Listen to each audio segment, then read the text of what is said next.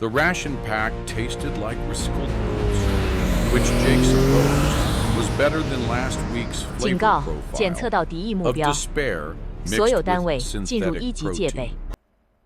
He sat in the darkness of Station Kepler 9's maintenance tunnel, chewing, slowly savoring each terrible bite because who knew when the next meal would happen. 12 years of running had taught him to appreciate even the worst food. At least boots had texture. The station hummed around him, a symphony of alien commerce and interspecies bureaucracy. 17 different civilizations, all pretending they understood each other, while conducting trade in currencies that changed value every time someone sneezed wrong. Jake had stolen this particular ration pack from a Thelian freighter crew who probably wouldn't notice one missing meal among their cargo of 3,000 identical packages. Probably. The Thelians counted everything twice, which was impressive for a species with only one eye. He checked his chrono. 2 minutes until the patrol shift change. Station security ran on a schedule so precise you could set your watch by it, which Jake did, regularly, because his watch was broken, and he couldn't afford a new one. Being the galaxy's most wanted human didn't come with a dental plan or decent timepieces. The tunnel access panel opened with a hiss that Jake felt more than heard. He didn't move, didn't even stop chewing. Running now would just confirm he was here. Better to wait, see who was stupid enough to crawl into a maintenance tunnel during shift change. She dropped down with the kind of grace that suggested either extensive training or really good shock absorbers in her boots. Probably both. Her skin was copper-colored, but it shifted, darkening around her hands like she was annoyed about having to climb through the station infrastructure. Her eyes caught the dim emergency lighting and reflected it back, silver and entirely too observant. "You're eating stolen food in a restricted area," she said. Her voice had an accent Jake couldn't place, something that turned her consonants sharp. "That's either very brave or very stupid." Jake swallowed the last bite of boot-flavored protein. "I'm going with stupid. Brave people have better options." She moved closer, and Jake noticed she hadn't drawn her weapon. Interesting. Most enforcers shot first, then checked identification off the corpse. Jake Reeves, wanted in 14 systems, suspected of corporate espionage, station sabotage, and unlicensed breathing. That last one's new. Jake stood slowly, hands visible. Usually, it's just the regular charges. The Accord added it last month. Breathing without proper documentation. She almost smiled. Almost. "I'm Zara. I've been tracking you for 3 months. 3 months? Jake tried to sound impressed. That's longer than most. You must be very good or very stubborn. Both. She took another step. You're coming with me. Quietly. Preferably. I've had a long shift, and I'd rather not fill out paperwork about why I had to stun you. Jake glanced at his broken chrono. 30 seconds. You ever hear of something called the pattern? Zara's expression didn't change, but her skin shifted, lightening, just slightly. curious now, despite herself. No, should I have? You will. Jake smiled, the kind of smile that had annoyed authority figures across 3 sectors. In about 20 seconds. That's not how this works. You don't get to... The station's power grid failed exactly when Jake knew it would. Not a complete failure, just enough to drop the lighting to emergency levels and scramble the security feeds for 90 precious seconds. He moved before Zara could compensate for the darkness, sliding past her toward the tunnel exit. Sorry about this, he called back. Try the Thelian rations. They're terrible, but at least they're consistently terrible. He was gone before she could respond, disappearing into the chaos of a station, suddenly uncertain whether its life support would follow its lighting into temporary oblivion. Behind him, Zara stood in the darkness, reviewing her optical implant's recording of the last 10 seconds. She watched herself talking, watched Jake glancing at his chrono, watched him smile, then she watched him move 3 full seconds before the lights went out, as if he'd known exactly when the grid would fail.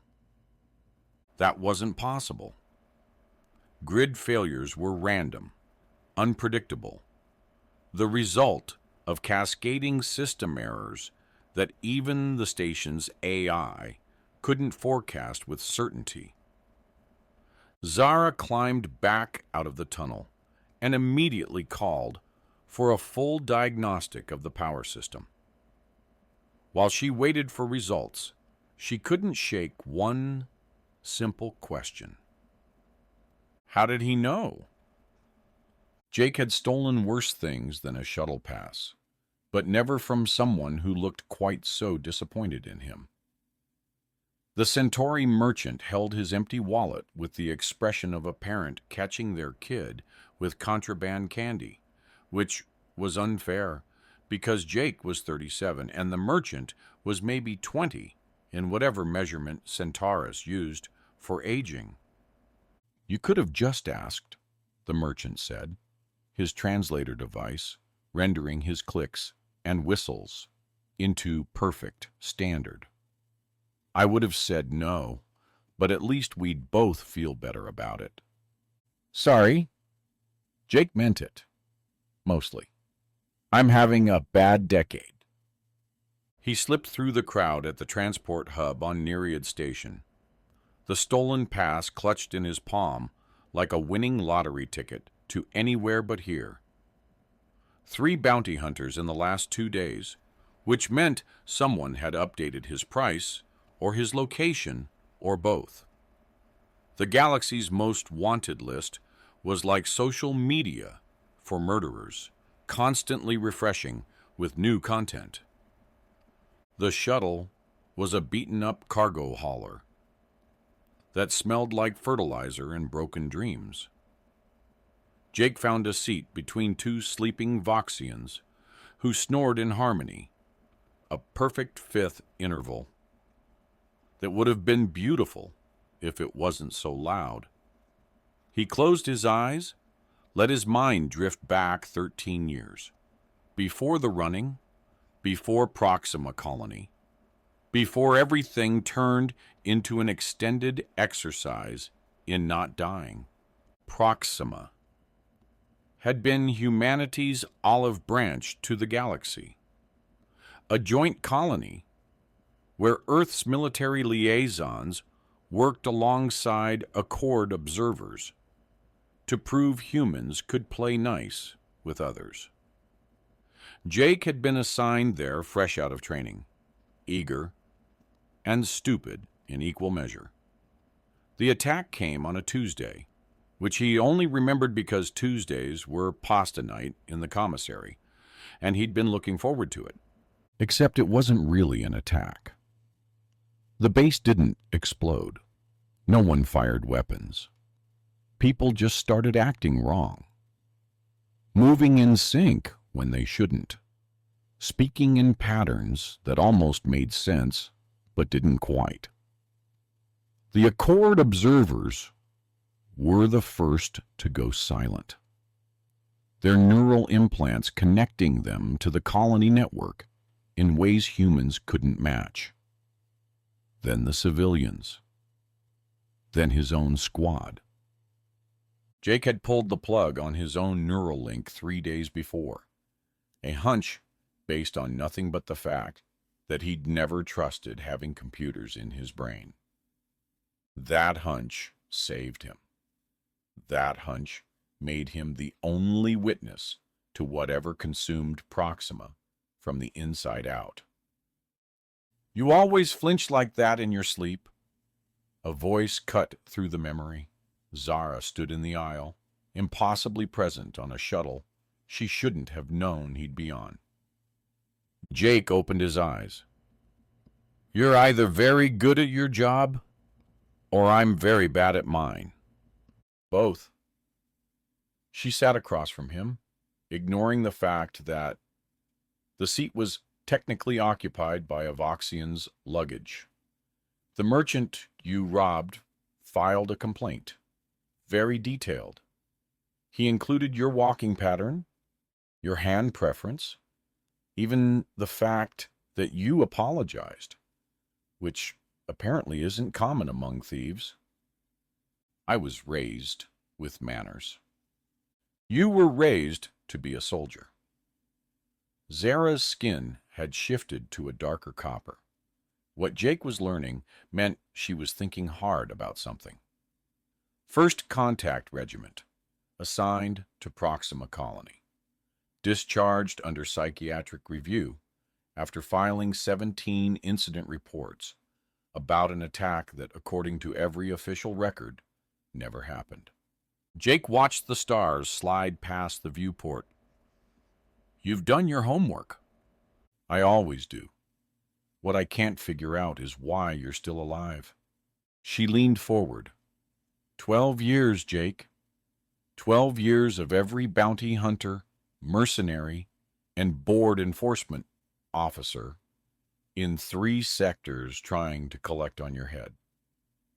The statistical probability of you surviving this long while staying in populated areas is 0.003%. I'm lucky. No one is that lucky. Her eyes caught the shuttle's interior lighting, reflecting it back like mirrors. You move like you know what's coming before it happens. The power grid on Kepler 9, that wasn't luck. You knew. The shuttle lurched. A grinding mechanical complaint that suggested something expensive had just broken. Emergency lighting flickered on, bathing everything in red. The pilot's voice crackled over the intercom, apologizing in 3 languages for the sudden maintenance issue. Jake unbuckled his restraints. "We need to get to the escape pods." The pilot said maintenance, not emergency. The pilot's wrong. Jake was already moving toward the rear of the shuttle. In about 40 seconds, the starboard engine is going to have a catastrophic seal failure. The pilot will try to compensate, which will overload the port engine. We'll have maybe 2 minutes before life support starts recycling carbon dioxide instead of oxygen. Zara didn't move. How could you possibly know that? Because it's happened before, 3 times. Different shuttles, different stations, same result. Jake stopped at the pod access. "You coming, or are you filing a report about how I died in a completely predictable accident?"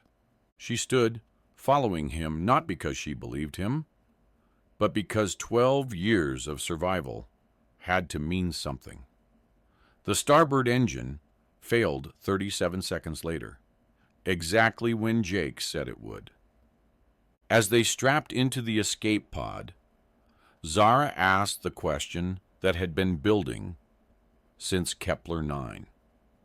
"What are you running from?" Jake hit the launch sequence. Wrong question. You should be asking what's been chasing me and why it keeps teaching me how to survive.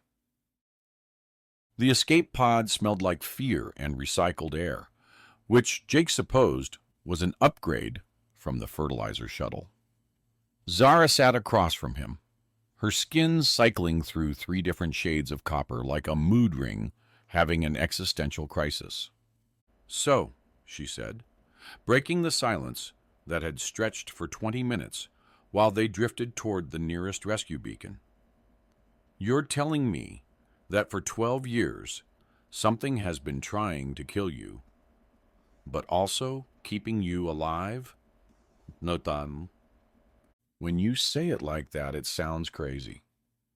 It sounds crazy when you say it anyway. Zara pulled up a holographic display from her wrist unit, scrolling through data that made her frown deepen. "But here's the thing that bothers me.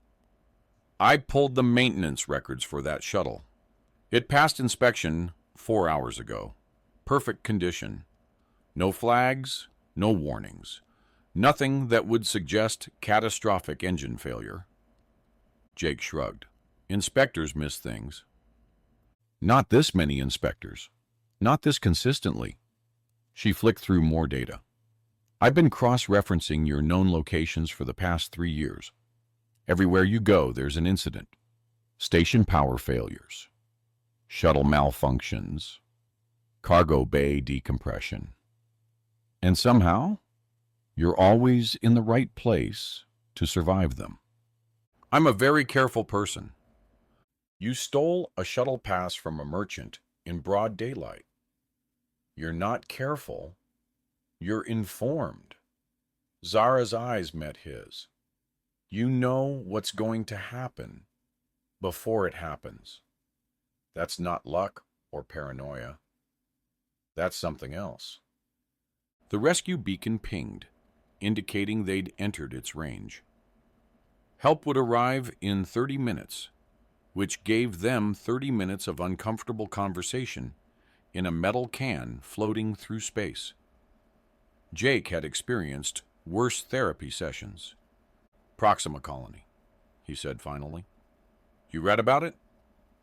"Official report says equipment malfunction caused a mass neural feedback event. 93 people died. You were the only survivor who claimed it was something else." "It was something else." Jake leaned back, the pod's safety harness digging into his shoulders. "Something came through the network. Not a virus, not malware. Something alive. It learned from us. Adapted to how we think, how we communicate. The Accord observers were linked into the colony network through their neural implants. It used them like highways. And you survived because you disconnected your implant." "I survived because I was paranoid about having computers in my brain." Jake smiled without humor. "Turns out paranoia is just pattern recognition in advance." Zara closed the holographic display. "Let's say I believe you. Let's say something attacked Proxima through the network, and you're the only one who saw it. That was 12 years ago. Why is it still after you?" "Wrong question again." Jake watched the stars through the pod's tiny viewport. "It's not after me. It's studying me." "That's worse." "Much worse." Jake pulled up his own data display, showing Zara a map he'd been building for 12 years. Every incident, every close call, every time someone tries to collect my bounty. I've been tracking them. Look at the pattern. The map showed Jake's movements through 3 sectors, color-coded by incident type. Power failures in blue, mechanical sabotage in red, bounty hunter encounters in green. Together, they formed a network that looked disturbingly intentional. "It's hurting you," Zara said quietly. "It's testing me. Every species in the accord thinks in patterns, collective decision-making, synchronized responses, predictive algorithms. You all move like a school of fish, beautiful and efficient and completely predictable. Jake highlighted a section of the map. But humans, especially humans who've been alone long enough, we think different. We improvise. We make decisions that don't make sense to anyone else. And this thing from Proxima is studying human unpredictability through you. Through me specifically, because I'm the only human who's been under this kind of pressure for this long. Every other human in the galaxy has support systems, communities, neural networks. I've got trust issues and a stolen shuttle pass. Jake's smile was genuine this time. I'm humanity's worst-case scenario, which apparently makes me very interesting to something that thinks in pure logic. The rescue ship appeared on their sensors, a Valorian enforcement cruiser responding to their beacon. Zara's expression shifted, her skin darkening to almost bronze. "That's my commander's ship," she said. "They've been trying to reach me for 6 hours. They're ordering me to bring you in immediately." "Are you going to?" Zara was quiet for a long moment, watching the cruiser approach. 3 days ago, I would have said yes without thinking. But 3 days ago, I hadn't seen you predict 3 separate catastrophic failures with perfect accuracy. So that's a maybe? That's a, I need to know what happens next. She met his eyes. Show me proof. Real proof that this thing exists and that it's been hunting you. Then we'll talk about what comes after. The cruiser docked with their pod, the magnetic clamps engaging with a thud that Jake felt in his teeth. As the airlock cycled, he made a decision that surprised even himself. "There's a transport ship," he said quickly. "The Meridian Dawn. It went silent 2 days ago, in the Kessler Belt. I was going to avoid it. But if you want proof, that's where we'll find it." "How do you know?" "Because it's happened before, and because something wants me to go there." Jake smiled as the airlock opened. "Question is whether you're crazy enough to come with me." Zara stood, straightening her uniform. "I tracked you for 3 months through 14 systems. Crazy is my baseline." The Meridian Dawn floated dead in space, its running lights dark, its hull intact, its crew of 47 sitting motionless at their stations like someone had pressed pause on reality. Jake and Zara stood on the bridge, watching officers breathe in perfect synchronization, their eyes open, but seeing nothing. "They're alive," Zara said, checking her scanner. "Vitals are stable. Neural activity is elevated. They're just not responsive." Jake moved between the frozen crew members, recognizing the pattern he'd seen 12 years ago. Their implants are active. All of them, networked together. It's using them to think. Using them how? Like processors, like nodes in a distributed system. Jake stopped at the captain's chair, where a Thelian officer sat rigid, her single eye staring at a navigation display that showed nothing but static. The thing from Proxima didn't die. It scattered, went dormant, rebuilt itself piece by piece by observing how the Accord species think and communicate. Every networked implant, every synchronized system, every collective decision, it's been learning. Zara's skin had gone pale copper, almost gray. Learning what?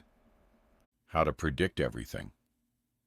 Jake pulled out a data drive he'd been carrying for 3 years. stolen from a research station that had suffered a similar incident. Every species in the Accord thinks in patterns because you evolved that way.